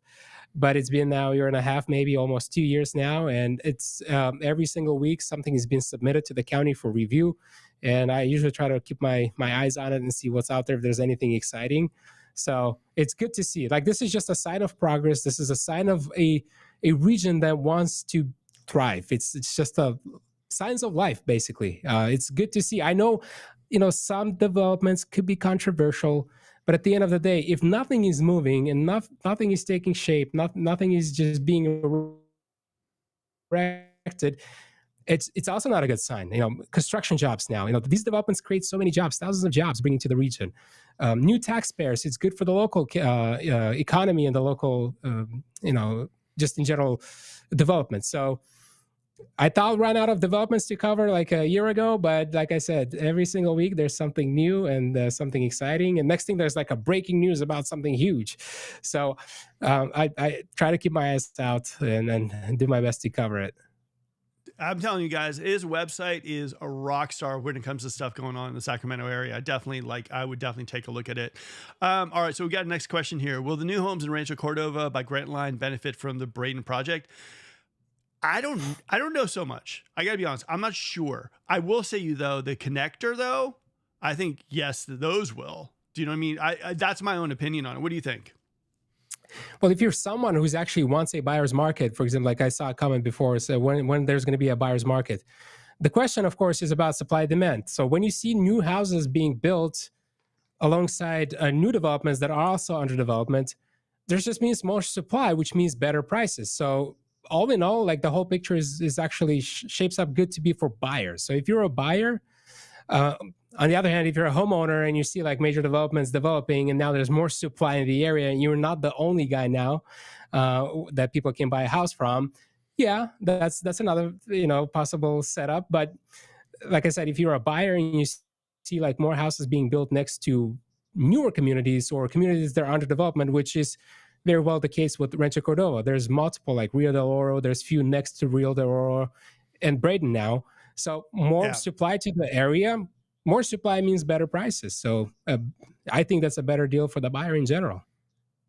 For me today, I was like in Elk Grove, and like I was driving the backways and stuff, and I was driving through where the connector is going to go, and I was looking at all that land, and I was like, "There's someone who's going to make a whole lot of money, whole lot of money. There's going to be communities, and someone's going to be making a whole lot of cash in that area." And I was just looking at that, going Yeah. like, "Man." I bet you there's people looking into saying, hey, I'm going to pick up an acre over there and build myself my house over there because that's going to be right where everything's coming in. I don't know. I think like when you have like, and I think people like look at this connector and a lot of people are, this is nothing. But I think this is going to be major for our like region of California. I think it's going to be absolutely like a game changer. And I think it could even expand further. But like for me, I look at it and I say, there's a lot of people who own land out there, like people who are like, in the Rancho area, people in like the Elk Grove area. And I think all those areas are going to benefit from the connector coming in. The idea that you can get from like Folsom to Elk Grove like that, depending. And like I said, I think based on what I'm seeing, like they're going to build a 4-way like freeway or byway, whatever connector. And there's going to be like bikes where you can bike alongside and everything too. I mean, it's going to be not just your regular, oh, we're going to extend a couple lanes. We're talking like this is going to be something that people can actually like use. It's going to be safe and it's going to be a little bit modern. So for me, I'm like, yeah, man, there's going to be someone making a lot of money in that area. Don't you think? Totally. But the other thing to keep in mind is that Brayton is actually not part of Rancho Cordova. So it's in an unincorporated county of Sacramento. Braden, So California. that that's the thing. It's unclear right now if Brayton will eventually become part of Rancho or it's going to want to incorporate as its own city. So we'll see. It I would say it might have the size. What is it? 2,700 acres and 8,000 homes. But it's also what will be good to keep track of is the town center, the business district in a way of the Braden, and what type of businesses it will attract. If it attract high paying jobs, Rancho will do well because Rancho is just right there, the neighboring city, basically. So, and I think one of the reasons why they're starting up with the town center because it's just a little bit more that you have the businesses and you also have the how there's density housing. So it's sort of like strikes two birds at the same time. Yeah. Yeah. All right. So we got Bickford also unincorporated, but it's supposed to be Bickford, California. So there's a Yeah. lot of stuff going on, man. All right. Lennar and Rancho seemed like it was 10 to 30% or more big corporation investors. They rent out the houses for $2,500 to $3,000 a month, which is a deal considering you aren't paying $5,000 a month. Yeah, Lennar kind of does some of those backroom deals, selling units to like investors and corporations, and then they rent it out. So it's just, it's part of Lennar's thing. What do Are you think they of that? are they selling them in bulk or is it institutional investors or just regular people or They're the Costco of home builders. Yes, you go there and you buy a bunch of. Yeah, that's what I've heard. I have I cannot confirm or deny, but that's what I've heard from people that they're like, man, there's like five. I heard they're doing that also in what's on Natomas at was it North Lake as well too. So that's what I've heard. Because the thing with Lennar, they don't there's a lot of builders who hate having inventory sit on the market, right? Lennar is one of those absolutely? people that will cut prices. Like, let's say, for example, you went into a Lennar community and you bought a house for like, I don't know, let's say $1 million. You bought yourself a house for a Lennar house, and I would advise against it, but I would just say, okay, they will not even shed a tear if they have a few houses remaining to cut prices to like 850. Like they won't shed a tear about that. They'll just be, "Hey, we're good. We got rid of our inventory and we're gone." And so one of the things about Lennar is they have a lot of stuff going on. And like I said, I'm not commenting on the quality or anything like this, but I'm just saying like they have a lot of things that people don't really know about, and their communication has never been fantastic. So yeah, that doesn't surprise me at all. So at all, at all, at all, at That was all. sort of like that was sort of the phenomenon. Remember when the rates hit 7% the first time, and everybody was in shock. Like the buyers were scared, and we were like, "Oh, we're headed towards 10." And then the builders too, it got them. Like Lennar, remember 2020, 2021, they were not even paying agents. Then all of a Oh sudden, yeah. it's all these bonuses and incentives, and I heard people like securing stuff below 100, like at least 100 something $1,000. It was Oh insane. yeah. And then as people got more acclimated to the 7%, and then they sort of like went back in and started buying houses, then Lennar sort of was like, oh, the water is warm. So we can start like being a little bit more, demanding on the price and then try to get what we actually try to sell this for. Well, here's the thing that also happened during that whole time, right? What ended up happening is the builders built a lot of surplus houses. They were building, building, building, building, building. So what you noticed is like they gradually slowed down the amount of homes that they were building to a pace that made sense to them and they wouldn't get caught again. The other thing too that they stopped doing, a lot of builders stopped doing one of those things where you could buy a house from scratch and you choose every little update. A lot of like Lennar will be like, yeah, this house has this color palette. It's already being built. This one's going to be built. You know what I mean? Like, so they kind of streamlined it. They didn't let you do a lot of your customizations. And what you're noticing right now at the builders, instead of going like, you know what, I want to pick my home from scratch, they're going to go, now this is this elevation. And that's not only for Lennar, that's for a lot of builders right now too. The landscape changed after that winter where there was a surplus and people were getting smoking deals on houses because they got caught. A lot of surplus, bad weather, and people were getting deals, and now they're just not playing that anymore. They're building a little slower, and they're building packages. They're like, we have 5 different design packages you can choose from. This is it. Boom, boom, boom, boom, boom. And they're all pretty Whatever much the gets them to same. move fast, right? Yeah, I don't know. It is what it is. It's a new way of buying new homes too, and it is what it is. And like I said, it's interesting. All right, so we got a question that came on from the video. I did not get building all these communities with office spaces when government, and then we were talking about Braden, is always been the #1 employer in Sacramento. What corporation is moving a headquarters to Rancho Cordova? What do you think of that? Do you want to hit that, or do you want me to? As far as like what type of companies we will see at Rancho Cordova, it's unknown right now. You will not find any information on businesses that are pre-committing to moving to Rancho Cordova while the residential aspect of the communities are being built. Businesses, the way they operate is they go where the demand is. So if there's enough demand, they'll move. But as far as like office spaces and like obviously the office sector has been struggling. The vacancy rate for offices is insane. I believe it's something around 14-15%, if I'm not mistaken, in the Sacramento region. And you do see a lot of developers sort of scaling down the office angle to development, those that haven't broken ground yet, and they're bringing more residential units. Something that's the case with the development that I mentioned at the intersection of Trexel Road and El Paso, the 18 acres where the developer is trying to bring a mixed use of office space, commercial, and 140 residential units. So they're trying to adjust as things move forward. It's hard to do so, but a lot of developments went through a revision. Developers do see the vacancy rate in the office sector is high, so we probably have to pull back on the square footage for offices and rebalance that square footage towards residential. Yeah, I mean, here's the thing that I would say also for people to consider is that, like, if you walk out to any of these areas where they're doing these projects or whatnot, like they're not having a hard time selling these spots. Like, the reason why we're building, it isn't like Taylor Morrison just close their eyes, or a builder close their eyes. They do strategic research on where they can build and what they've been building and what they've been selling. I mean, the reason why appreciation prices are increasing is just because there's demand. Maybe it's some demand that you can't like rationalize. Like, for me, the market's hot right now too. I can't rationalize it. 7% interest rates, inventory is still anemic, incentives are going away at new homes. Doesn't make sense, but there is demand there. I mean, our area is in very high demand. Now, as far as employers go, I know the state is our number one, but also we got a little tech.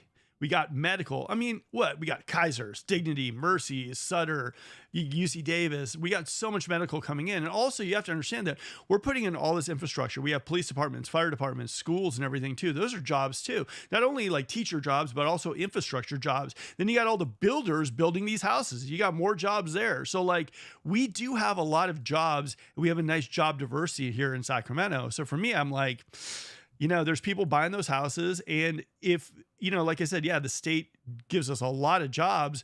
And if we're coming into an interesting economy in the near future, the diversity of jobs, I've always said, is one of the strengths in Sacramento. I just think that is. What do you think? I think if you're in the medical fields, you made a good point there about Kaiser and UC Davis. You're going to do really well in the coming future. Like, new campuses are being built. Kaiser, of course, Kaiser and UC Davis are leading the way. UC Davis is building $3 billion tower on their campus, in the Sacramento campus of Stockton Boulevard there. 3.7, if I'm not mistaken. That's a lot of money. It's going to create a lot of jobs. It's going to be an expanded hospital. So is Kaiser.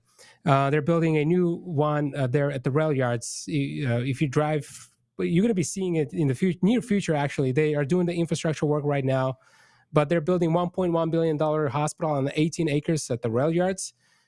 And one of the reasons why you see such a large influx of medical facilities being built is because of the guidelines. In other words, a lot of these hospitals have until 2030 to upgrade their facilities to be earthquake compliant.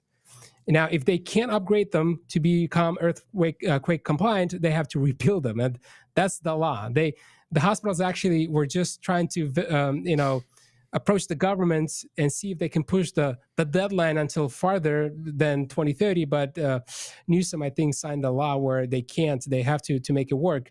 And the facility there that Kaiser is building at the rail yards is to replace the one on Morse Avenue, which is very outdated. And it's all because of the 1994, I believe, earthquake that happened in Northridge in SoCal. Where the earthquake happened, the hospitals couldn't withstand it. A lot of hospitals could not. Yeah. And hospitals were not operational. But now the state law requires the hospitals to be operational, be open. I believe if a earthquake of 7 something happens, like that hospital needs to be able to withstand that earthquake and be able to accept people in. So that's why UC Davis is building that new tower to replace their existing hospital there on campus. That's why Kaiser is building that new hospital at rail yards. I know that Mercy, if I'm not mistaken, was supposed to build a new facility to replace an old facility in Elk Grove, but there hasn't been much updates on that one. I've been trying to see if there has been any progress, but they have been very quiet. So if you're in the medical fields, you'll do really well. You'll have a lot of options, new hospitals, more positions. I think you'll do very well. Well, what I've heard from doctors and nurses too is that the pay is great and they treat them very, very well here as well too, which is another reason why a lot of people move here. Now Lee says this, and this is a little love to you, Vitaly. Keep those videos about development coming. You'll have one Friday, and I'm bringing Vitaly on it because he is so like a wealth of information on this. Onsite Observers, hands down, the best source I've come across for coverage on developments in our region. I know. Appreciate it, Mark. That's why I called up Vitaly. I was on my hands and knees saying, please come on the live show. Do this next video with me because we want to go deeper in the one we're doing Friday as far as these projects. And like Vitaly, I kid you not, I reach out to a lot of news sources, the B, like Sacramento Business Journal and stuff like this. And I'm begging and pleading, come on the show because I want the public and people to know about these things happening. And literally it took me 5 minutes talking to Vitaly for him to say, yeah, man, let's do it. Let's have fun. Because like he like is so passionate about this. Like you can see it the way he does stuff. I mean, I kid you not. If there's a project, he's like out the door, backpack, drone, videos, gone. And like for me, that's something that I think that a lot of people moving into the area, a lot of people living here and wondering what Sacramento is happening, what's happening next, like they need that. And that's why like I wanted to bring him on the show and hopefully he'll come on a lot more because honestly, like I want you guys to have the best of the best and Vitaly is that. So like I said, and he's a realtor too. We like that. Yeah. Mark, thank you, man. Right. I really appreciate it. Like it's truly a passion of mine. And I personally believe that structure has a way of affecting people's life, whether it's in a good way or a bad way, it just happens. So it inspires me to see something new that's being built, especially if it's a land that's been vacant for many, many years. And all of a sudden you're noticing that land, is about to have a new development. And structure lasts very long too. So if you see something being built, it's most likely going to outlive you. Your kids going to see it if they stay in the area. So it's very inspiring. I have a lot of fun doing it. And whether you're an investor, whether you're a home buyer, a real estate agent, I think it's very well worth it being aware of things that are happening and how the development is going to affect the property value for your house. Or if you're an investor, if you want to be there where there's a lot of activity. If you're a real estate agent, you want to educate your client. You want to let them know, hey, whether there's going to be more traffic, whether there's going to be a new campus that's going to bring 20,000 students in the area. So you want to know. So I think it's an important info, and I try my best to stay on top of it. I just have fun. Whatever I learn, I share with the others, and they just happen to find it interesting. All right, guys, if you want to see Vitaly again on the show too, and you want to get more information like this, put this hashtag in the descriptions. If I spelt it right, I'm trying on my keyboard. Hashtag Onsite Observer. So, like I said, he's a rock star and I love having him on this and everything too. And the video we're going to drop on Friday is going to be great. Clinton, with new homes, you also got to watch for the Melrose, do your research. Absolutely. Now, the other thing about Melrose and something that, honestly, for me, a big thing that a lot of people don't know, and this is huge, is the fact that like, it's not just new homes. It's homes that maybe like, if 3 years ago, 4 years ago, if you're in the 757 Elk Grove, like, and you have a house that's like, I bought it, I'm buying a resale home, I don't have to deal with Melrose. I'm telling you, go to the city's website and basically, the county's website, and just kind of pull out the tax bill and put in the address, get the last year's tax bill, and see if they have a line item Melrose before you decide that, hey, I saw a 2-year-old Taylor Morrison home in Elk Grove. It's awesome. I'm so glad I don't have to pay for Melrose. Yeah, you do. So don't mean to ruin that, but Clinton, you are right on, man. You got to do your research on that. All right. Ransom. Oh, this is going to be good. How's a legal field in Sacramento? I'd assume that it's also very vibrant since it's the state capital. Yeah, legal field is good. You guys alive and well, lobbyists, lawyers. Yeah. I worked with an amazing lawyer. Actually, I got him into a house in West Sacramento, and he was like, oh man, the hustle and the bustle of Sacramento downtown is really good for legal. What do you think, Vitaly? Well, it's the capital city, like you mentioned, and depending on who you represent, what type of client, I think in general you'll do really well. But trust me, I come across a lot of lawsuits among developers too. It can be over anything land. It could be just a regular resident suing the development. There's a lot. I mean, I think you have many different fields to get busy with, given that it's the capital city. And but again, like I said, I come across a lot of projects where it's stuck in a lawsuit, and then next thing it throws it off the timeline, and then the development is behind the timeline now. And when they were planning to build it in 2020, but because of the lawsuit, now they're looking to build it in 2024. But the market now is different versus what it was in 2020, 2024, and now they have to work with different things. I think you'll do well in general, though. I love it. All right. So another item that we're going to be talking about tomorrow too, or we're going to talk tomorrow and release on Friday at 7, is the zoo in Elk Grove. So that's going to be another topic that you guys got to wait for Friday night. We got so much stuff. We got Delta Shores. We got Top Golf, Fair Oaks Village. We got some good stuff, guys. Friday at 7. Like I said, Vitaly's going to give you literally like the deep dive on some of these spots. If you're moving to the area or you live here, you definitely need to know about 100%. All right, here we got another question. How is the nightlife in Elk Grove versus Roseville? Oh, okay, that's interesting. What do you think? You want that one? I'll hit it right after. What do you think? I'm not familiar with the nightlife in Elk Grove. Roseville, a little bit more. You have these few hot spots here and there, like Roseville Fountains. You have the Galleria Mall not too far. But I'm not sure what you mean by nightlife. How late are we talking? Is it 2 a.m. or is it just 11 p.m.? So which one is it? That really depends. I think Elk Grove is probably more like a 11 p.m. type of nightlife there. Nothing past, midnight. Yeah, for me, I would say, okay, Elk Grove, maybe the Sky Casino, the Sky River Casino, that could be something. I would say for a lot of people in Elk Grove, though, if they want like that 2 p.m., boom, like they probably go downtown. Oh, okay. We're talking 8 p.m. That ain't bad. I think 8 p.m. nightlife is doable, but I still think Roseville is going to get the edge on that, in my opinion. I think Elk Grove will have some fun stuff to do. The food, I love going out to food there. I like the Sky River Casino. I haven't been there, but a lot of people love that area too. I think though, what you're going to see with like Roseville is like a shopping hub. So a lot of people go shopping. Yeah. There's the Yard House. There's all that stuff too. There's so much to do in like a kind of like a center area, I guess you can call it, right? Fountains Galleria. There's going to be like the Roseville Junction. Everything is kind of close by. So I do think that, I'll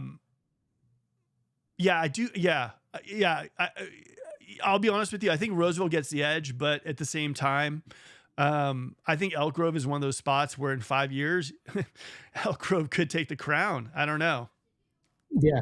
If you actually live in Elk Grove, there's a proposed development there that's been in the works for a while. And the city actually was making progress on it. They selected a developer, then the developer pulled out, then it went back to square one. But now they found a developer for it. The project is called Project Elevate. And it's a 20-acre development off of Elk Grove Boulevard and Bighorn, if I'm not mistaken. I might be butchering the streets. But it's in Elk Grove, and the goal for it is to build a walkable sort of center that will have a lot of retail, restaurants, very similar to what Roseville Fountains are, because I don't think Elk Grove has anything similar to that right now. But there is a project in the pipeline to bring something similar like that. And Santana Row in San Jose, if you guys are familiar with that one, that's sort of what they're trying to build there on that 20-acre. They got the developer is working on it. They haven't announced really much progress, but the renderings out there, you can see kind of what it's going to look like. It looks really nice, honestly. If you research Project Elevate in Elk Grove, it looks pretty cool. And it's like, if you're an 8 p.m. type of guy, that would be perfect to take the kiddos out there, walk around, shop, eat. There's also going to be a housing component to it, high density housing, if I'm not mistaken.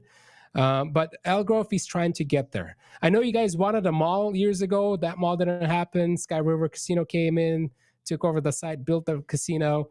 I know that the residents of Elk Grove have been sort of hungry for something that they can walk around, shop, and just spend time.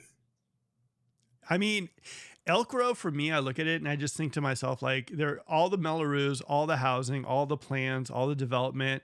You got like Amtrak, you got all that stuff happening there. It just seems just like it's just ready. I mean, honestly, like, it's just so like you could just feel it like bubbling. You know what I mean? Like there's so much development happening in Elk Grove, and also like, you know, proposed Amtrak station going all the way to the airport. And I mean, there's just so much stuff. Like honestly, guys, it's just crazy to be a part of this. Like I said, like, you know, Sac got a lot of shade from a lot of people for a long time, you know, but like Sacramento is really coming into its own right now, and it's gonna go past what everyone out there, even who's moved in, thinks of this area. Like you guys are gonna be stoked to live here. I'm always excited to live here, and I'm always talking to Vitaly, and I'm like, hey, what do we got now? I got this, and it's like, oh man, seriously, it's just like it's crazy. So for me, at least, I'm a huge fan of like Sacramento's like, you know, future prospects, and I'm like, there's nowhere else I'd rather be. I mean, the energy here is just amazing. You know what I mean? All right. Ransom says, how do rideshare drivers fare in Sacramento? I heard that a lot of them go to San Francisco. What do you think? I don't really know too much about that. I'm not really familiar. It's the rideshare fares. Yeah, I'm not really sure, Ransom. I'll find out for you, and we'll bring it up in the next video. But I'm not really sure. That's a good question, though. Straight up good. Okay, so why are they not bringing some tech companies here? What do you think? Tech is probably going to end up coming here as well, too. I mean, we got Qualcomm taking over Intel, or, you know, doing its thing. What do you think? Yeah. Well, you have to understand also tech is also an expensive type of industry to have. They're heavily reliant on the grid, so the city has to be able to sustain them. But I think like eventually, like for example, Aggie Square will see an influx of tech companies coming in, and that's sort of the goal. And the incentives for Aggie Square too at the time when they were proposing it is to hire local, so it's going to create a lot of local jobs.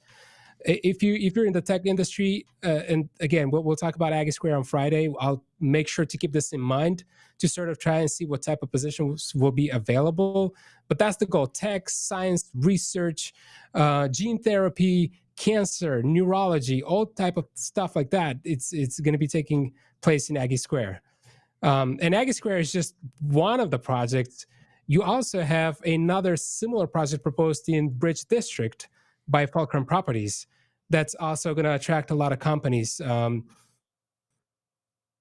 That's our advantage here in Sacramento that we're within close proximity to UC Davis, a lot of good universities. So I think once we have the facilities for these companies, they will come.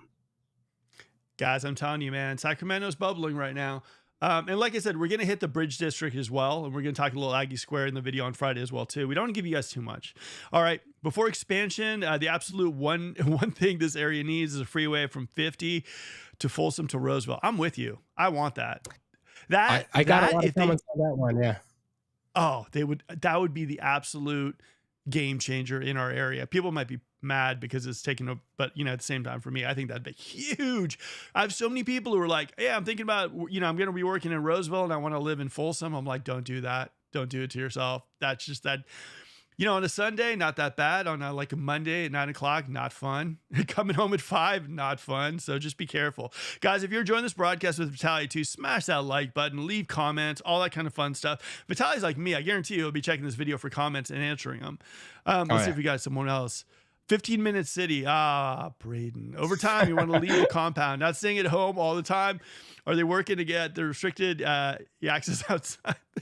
I don't know if it's going to be this bad, guys. I don't think it's going to be this bad. I think we got to give Braden the chance to see what's going on, you know? I think when people hear 15 cities, I think what the developers try to do with 15 cities is actually to get you outside of the house. In other words, to make it convenient for you to get out.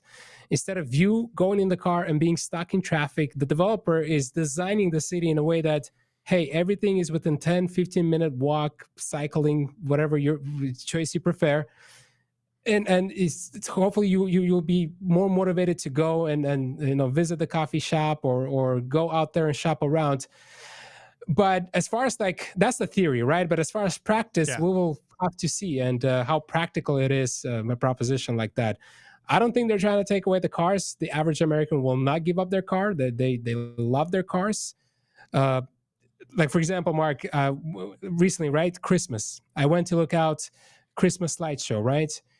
And I took my kids out and I was walking and then looking at the lights, but I had to probably 20 cars just driving through the tiny street to look at the lights, and I'm like, man, you can just park and walk. Like it's much better experience, and that's where I realized looking at stuff like this, I'm like, average Americans, they love their car. They don't like to get out of it. Sometimes they would even prefer to stay in traffic rather than have options that are within close proximity that they can walk to. Or, but whatever. Again, luckily here in Sacramento, you have a choice. So if you're a more suburban type, you like space, you like larger yards.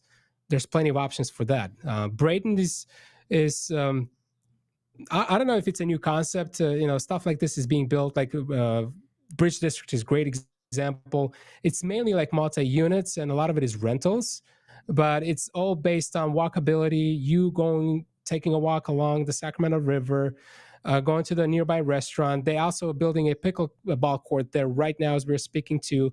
So they want to engage you and make it easier for you to get out of your house. The goal is not to have you stuck in the house.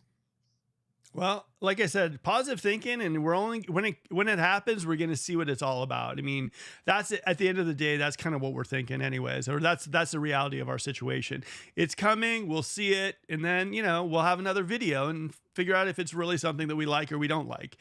All right, this is a good one, Vitaly. This is something that I get hit at least once a week. Hey, Mark, Fair Oaks residents here. Any word on what's happening with the Sunrise Mall?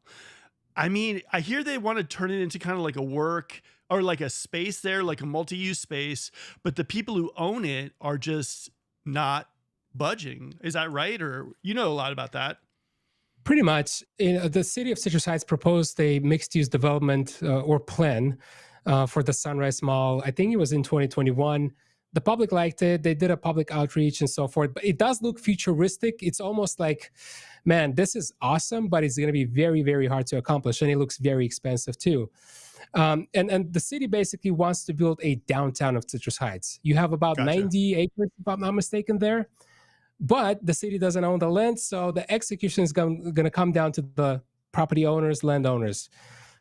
Right now, Ethan Conrad is shaping up to be the largest landowner there of the 90 acres. I think he's going to own. He either closed or in the process of closing, and he's going to own about 70 acres of the 90 acres. And he's the actual one to be proposing an amendment to the plan that the city is proposing. And the plan that Ethan Conrad is proposing is more of a traditional one. What he's proposing is more like drive-through restaurants. He wants In-N-Out there. He wants Home Depot there. He wants a bowling place in there. So it's a little bit more, traditional, but it's attainable. Like it's more you can accomplish it easier versus the one that the city of Citrus Heights proposed. It looks cool. There's open space. It's also centers around walkability. There's a residential aspect to it. There's a hotel proposed in that area as well. Sort of like what you see in Bridge District. You have retail on the bottom, residential on top. But there's an amendment that's pending right now, and the city's yet to review it and tell us what they're going to do. But that's what Ethan Conrad wants to do. He is basically now the majority owner there. JCPenney, there's an owner for JCPenney there. I'm not sure who owns Macy's, but those are the three owners I think right now as we're speaking. It would be fun to see something happen there, man. A lot of traffic, a lot of good potential right there too. So for me, I can't wait to see what that happens. Hit me. I got a lot of feedback on the folks complaining about traffic on Sunrise. So, when you fix one issue, a different issue presents itself. So a lot of people are like, well, okay, well, this is cool, but how are we going to fix traffic on Sunrise? So now we have to think about that. So, but Ethan Conrad says, well, you know what? I read the amendment plan. And again, it's more traditional, easier to accomplish versus the one that looks futuristic. It looks cool. It looks awesome. The renderings are awesome too. You look at them and like, I can't believe that we could have something like this in Citrus Heights. And we'll see if the amendment is going to go through. If the amendment goes through, we're most likely going to have a Home Depot there. We're going to have In-N-Out and other drive-through restaurants. Man, I'll tell you something. I dislike Sunrise. It's probably my least favorite street in all of Sacramento. Oh, man. Every time I hit that street, it's just packed. Someone said to me, it's not as bad as Hazel. I'm like, are you kidding me? Sunrise is horrific. My office is off of Sunrise, Mark. I'm actually right next to Sunrise Mall too. So I know what you're talking about. Oh, it's not good. All right, so we got great video, exactly what they were looking for the one we done on Friday. Part 2 would be greatly appreciated. Guys, part 2 is going to be dropped Friday at 7 p.m. and it's going to have some game changers here in our area. I know I say that, but they are pretty amazing things. And like I said, there's going to be more and more and more. I want to have Vitaly more on the show, do more produced videos, and keep you guys informed of what's going on. The other thing too is the Connector Project reached out to Vitaly. They actually reached out to me on Instagram as well too. So you could be seeing like firsthand, like this is what they're doing and everything too, sooner than later. Now, if you guys are busy this weekend, or if you guys are looking at open houses, come in. I'm going to be hosting a few open houses. Nikki, Michelle are two. We got 3 gorgeous listings hitting the market this weekend. We'd be happy to say hello to you guys and tell you why these houses are amazing. Vitaly, what do you got going on? Well, probably going to research what's happening out there. Maybe go out on some construction sites, take the drone up in the air, get some good footage, come back, write a good script, and post a good video. That's the goal for Friday, earlier Friday, and then tomorrow, me and you are going to be covering those developments. I'm looking forward to it. It's exciting. The projects you've selected are very exciting. Guys, Video Friday is going to be good. One more thing too. I'm going to give me about 5 minutes. I'm going to talk with Vitaly after and put all the stuff in the description where you guys can check out his website, everything that he's got going on. The other thing too is Vitaly is a realtor. So if you guys are looking to move in the area and Vitaly is the guy for you, reach out to him, man. Great realtor. He knows this stuff, as you guys clearly know. Now, also give this video a thumbs up, comments and everything too. I want to have him on, but also hopefully you guys got education out of this. Hopefully you got a little bit more understanding of what's happening in the Sacramento area. Any parting words, Vitaly? Good one, Mark. Well, thank you again for having me, talking to your audience. If you guys have any questions about any of the developments we talked about, or maybe developments that we didn't have the chance to cover, shoot them my way. I most likely will be able to research it, go on the county website, do a little digging, and have the answer for you. So, and the handle is Onsite Observer everywhere you go, whether it's TikTok, Instagram, X, Threads. There's so many of them out there. So I appreciate you, Mark, for having me here, and looking forward to speaking with you tomorrow on more stuff, exciting stuff that's coming up in the Sacramento area. Cool. Guys, hopefully you enjoyed the broadcast, the live broadcast we do every single Wednesday at 7 p.m. just for you guys. We bring on the best of the best on this channel. Like I said, guys, you're going to hear about stuff on this channel that you're not going to hear anywhere else. No local news stuff, everything. It's going to be what we're telling you guys is stuff that you should know if you're moving into the area, if you live in the area. And hopefully you enjoyed the broadcast. Like I said, smash that like button, and we'll see you Friday at 7 p.m. when we drop a bomb, 10 bombs to you. Development stuff, projects that you need to know about.